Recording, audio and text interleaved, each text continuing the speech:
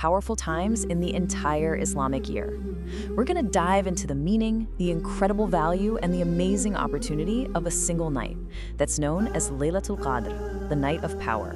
So let's start right here. The Prophet Muhammad, peace be upon him, really puts everything into perspective with this statement. This isn't just about a month of fasting. He's talking about an opportunity so huge, so profound, that if you miss it, you've lost something you can never get back. The stakes are as high as they get. But you know, an opportunity like this doesn't just pop up out of nowhere. The value of Ramadan is so immense that it really deserves months and months of preparation and anticipation. Now, just think about this for a second. The early Muslims, the Salaf, had this incredible perspective. Imagine wanting something so badly that you spend half the year, 6 whole months, just praying to live long enough to see it. And then you spend the other 6 months praying that what you did during that time was actually accepted. That really frames Ramadan not as just a yearly duty, but as this cherished, long-awaited guest. And when this cherished guest finally arrives, it's not just a change on the calendar. It brings this unique spiritual atmosphere, a real shift in the unseen world that you can almost feel. Allah creates this special environment for us. The gates of paradise, they're thrown wide open, inviting us in. The gates of hell, sealed shut. And the devils, the ones who are constantly whispering and trying to distract us, they're chained up. It's like a protected, blessed space designed for one reason, to make it as easy as possible for us to turn back to God. And right in the heart of this month of mercy, everything builds towards a climax, towards one single night that holds a power that is, frankly, really hard to even wrap our minds around. So that's the real question, isn't it? How can one night, just a few hours between sunset and dawn, possibly be worth more than decades and decades of devotion? What's the secret to its incredible value? Well, let's make that idea of 1,000 months a little more real. We're talking about more than 83 years. 83 years! A single night of sincere worship can bring you a reward greater than an entire lifetime of worship for most people. That's the sheer scale of the mercy being offered here. It's incredible. So, what exactly is Laylatul Qadr? It actually has this powerful dual meaning.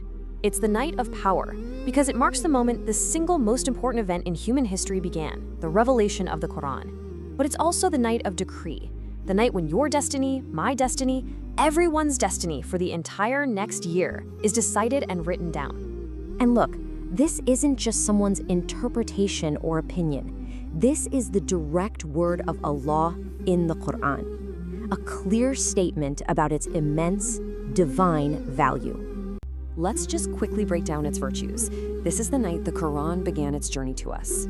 It's a night when angels, including the great angel Jibril, come down in such huge numbers that the earth is just filled with them.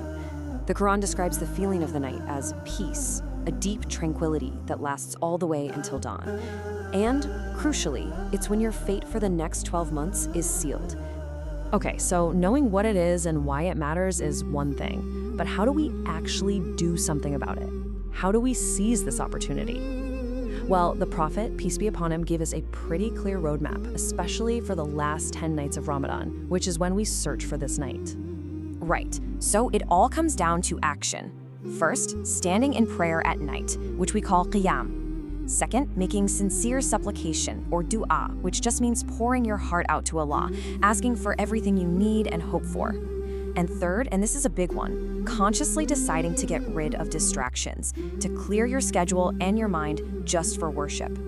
And there's even a specific, incredibly powerful supplication that the Prophet taught his wife, Aisha, to say on this night. It's, Allahumma innaka afuwan tuhibbul afwa fa'fu anni. It just means, oh Allah, you are forgiving and you love forgiveness, so forgive me. It is so simple, so direct, and just so profound. If you can, memorize it, repeat it, and really mean it from your heart. And this whole idea of intensifying our efforts, it comes directly from the best example we have. During these last 10 nights, the Prophet would literally tighten his belt, stay awake the entire night in prayer, and he'd wake his family up to join him. It was a time of absolute focus and devotion. Now, let's talk about something really crucial.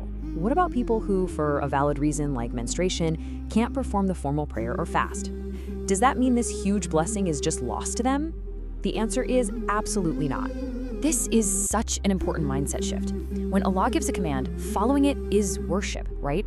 So when He commands someone to not pray or fast for a valid reason, then that act of stopping, of submitting to His will, is also an act of worship. And it's rewarded.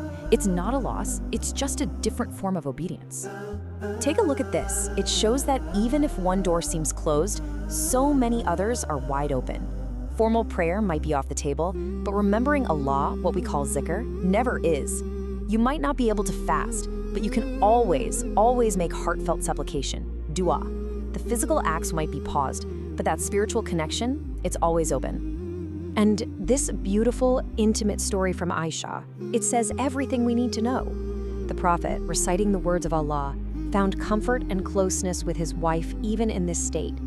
It teaches us that a physical condition is not a spiritual barrier. You can always be close to Allah and His word. So why do we do all of this? Why the struggle? Why stay up all night? Why pour our hearts out? It all comes down to the ultimate prize, the grand promise that really fuels every single moment of this search.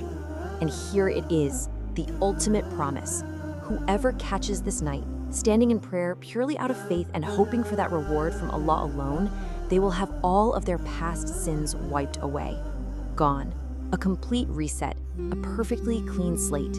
That's the gift that's just waiting there to be claimed. And this verse, it just perfectly captures the mindset we should have. We should approach Allah with this balance of awe and hope. We're aware of His majesty and His justice, but we're also driven by the overwhelming knowledge that He is, above all, the most forgiving, the most merciful. The Quran tells us that on this night, there is peace, all the way until the rising of the dawn. Soon enough, one of these dawns is going to break, and this opportunity will be gone for another year. So the question we're all left with is a personal one. What will that dawn reveal for you?